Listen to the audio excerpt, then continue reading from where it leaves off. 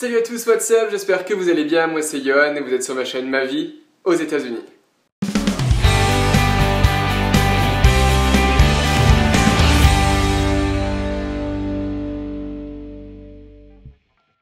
Si vous aussi vous étudiez à l'étranger, vous avez étudié à l'étranger, vous allez étudier à l'étranger, ou que vous êtes à l'étranger pour du travail, enfin bref, si vous êtes à l'étranger pour une période de temps assez longue, il y a quelque chose de souvent inévitable que tout le monde rencontre au moins une fois, c'est le mal du pays, ou ce qu'on appelle en anglais homesickness. C'est cette période qu'on rencontre où tout le monde nous manque, où notre expérience nous paraît négative et on a juste envie de rentrer.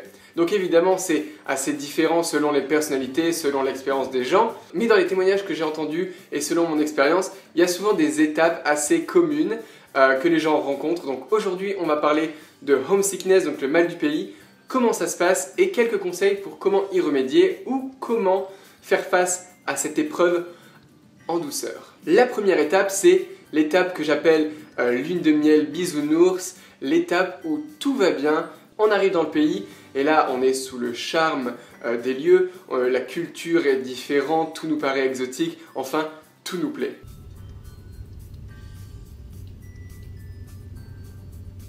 Waouh, une rue américaine, un arbre américain, une voiture américaine. La deuxième étape, c'est moins rigolo, c'est ce que j'appelle la période antidépresseur, l'étape noire. Enfin, c'est l'étape où tout va mal. C'est l'étape où vous commencez un peu à critiquer la culture, les différences culturelles du pays dans lequel vous êtes. Vous doutez de vos choix, vous avez envie de rentrer chez vous, votre famille vous manque. Il y a une incompréhension dans avec la langue étrangère, vous avez parfois du mal à vous sentir compris, vous avez parfois du mal à comprendre les gens.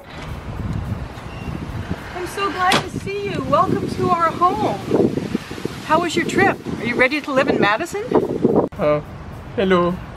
My name is Johan. Johan? Johan? Glad to see you. Please come back. Mais évidemment, après cette période noire, il y a la période, la lumière arrive enfin, et la période d'adaptation. C'est la période où les différences culturelles ne sont plus aussi pesantes. Vous êtes intégré, vous avez des amis, la langue n'est plus aussi compliquée. Enfin, vous vous adaptez vraiment à la culture autour de vous. Enfin, comme j'ai dit, tout le monde ne passe pas par ces étapes-là. C'est des fois différent, des fois c'est très court, des fois c'est plus long, des gens ne s'adaptent pas du tout, des fois des gens ne ressentent pas du tout le mal du pays, comme moi, comme je disais, je l'ai ressenti la première fois quand je suis parti aux États-Unis, mais après avec mes deux autres expériences, j'ai pas du tout ressenti ce manque. Donc ça dépend de votre expérience, de votre personnalité, vous allez vivre des expériences différentes. Quelques conseils pour passer cette période difficile plus en douceur. Alors déjà, une préparation avant votre départ. Donc quand vous savez que vous allez partir, préparez-vous avant, lisez des témoignages, regardez des vidéos YouTube qui expliquent la vie dans le pays d'accueil, ce que vous êtes en train de faire maintenant par exemple.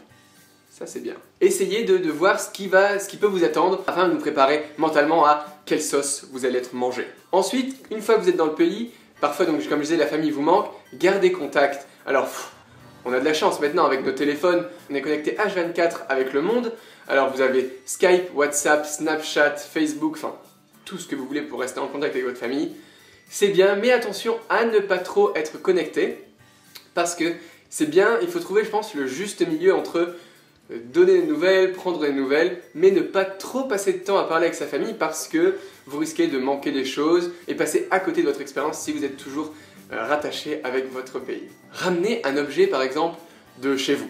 Je ne sais pas, si vous dormez avec un doudou, ramenez votre doudou. Si vous avez une photo, que vous aimez des photos, des petits objets, ramenez quelque chose qui vous rattache à chez vous et que vous pouvez mettre dans votre chambre afin de rendre votre nouvelle chambre plus personnalisée et de vous sentir vraiment chez vous dans votre nouvelle maison. Ayez l'esprit ouvert. En effet, comme je disais, les différences culturelles peuvent parfois être choquantes, mais dites-vous que ce qui est différent n'est pas forcément négatif et ce que vous pouvez paraître bizarre, et bien eux aussi ils peuvent penser la même chose que vous, donc les gens de votre pays d'accueil peuvent penser que votre façon de vivre est bizarre. Donc dites-vous qu'il faut être ouvert d'esprit et il faut se préparer à faire face à des situations un peu bizarres parfois. Une autre façon de gérer un peu le mal du pays, c'est faire des choses que vous aimez faire.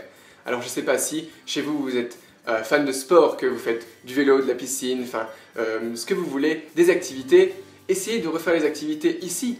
Donc je ne sais pas si vous faites partie d'une chorale en France, essayez de trouver un club de chant ici aux États-Unis. Si vous jouez d'un instrument, essayez de faire partie d'un orchestre. Enfin, essayez de faire des activités que vous aimez faire chez vous, ici. Ça peut vraiment aider à passer ce moment où on se sent mal. Si vous aimez manger, Parfois ça peut être difficile, mais peut-être que vous pouvez trouver des aliments ou des recettes et faire des plats de chez vous aux États-Unis ou dans n'importe quel pays où vous êtes, afin d'avoir un petit goût de chez vous dans votre assiette. Je vous jure, c'est bizarre, mais mentalement ça fait beaucoup de bien. Enfin, mon dernier conseil, c'est rencontrer des gens. Vous allez rencontrer des gens, vous allez faire des activités, vous allez vous intégrer dans la société et vous n'allez pas vous ennuyer, donc vous n'allez pas penser trop à chez vous et à tout ça, et ça va vous aider vraiment à transitionner, à vous adapter à la culture et à vous sentir vraiment bien. N'hésitez pas, si des amis de votre classe avec lesquels vous n'êtes pas vraiment proche vous invitent à faire quelque chose, faites-le, faites des activités, sortez, bougez, mangerbouger.fr. Ne restez pas tout seul, c'est vraiment quelque chose, c'est vraiment un conseil important. Et ces amis-là que vous allez rencontrer, vraiment, je pense que, encore une fois, je l'ai déjà dit dans d'autres vidéos, c'est vraiment des rencontres fortes et ça va faire de votre expérience quelque chose de génial.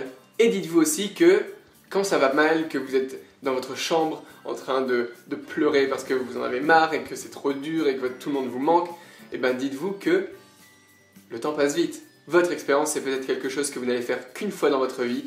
Alors il faut en profiter à 100% parce que quand vous allez retourner en France, vous allez regretter de ne pas avoir profité. Alors dites-vous que il vous reste combien de temps? Oui, il vous reste 3 mois, 4 mois, 5 mois. Ce n'est rien et ça va passer super vite. Donc levez-vous, sortez et positivez. Alors voilà, donc ça c'est mes conseils pour combattre le mal du pays ou le homesickness quand on est aux États-Unis ou dans un autre pays étranger. Et une fois que vous êtes adapté dans votre nouveau pays, préparez-vous au retour dans votre pays d'origine. Vous allez ressentir un peu les mêmes étapes, hein, soyez clairs, c'est ce qu'on appelle le contre-choc ou le choc des cultures inversées, enfin quelque chose comme ça.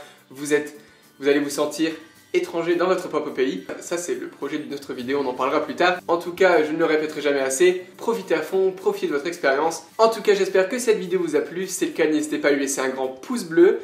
Partagez-la à votre famille, à vos amis, à tout le monde. Si vous connaissez quelqu'un qui se sent pas très bien, qui est à l'étranger ou qui va partir à l'étranger, partagez la vidéo. C'est des conseils qui peuvent vraiment être utiles. Écrivez dans les commentaires si vous avez des techniques. Qu'est-ce que vous avez fait si vous êtes parti à l'étranger? Qu'est-ce que vous avez fait pour lutter contre le mal du pays? Enfin, en tout cas, merci encore à tous d'être là. Je vous embrasse et je vous dis à la prochaine sur ma chaîne Ma Vie aux États-Unis. Bye. Donc voilà, merci d'être resté jusqu'à la fin. Si vous êtes toujours indécis à l'idée de partir étudier à l'étranger, allez voir mes autres vidéos, par exemple les séjours linguistiques où je vous donne de bonnes raisons d'étudier à l'étranger, ou ici, mon week-end à New York avec l'école Sprachcafé Langage Plus. Cette même école a un magazine en ligne avec des articles sur l'apprentissage des langues, sur les séjours à l'étranger.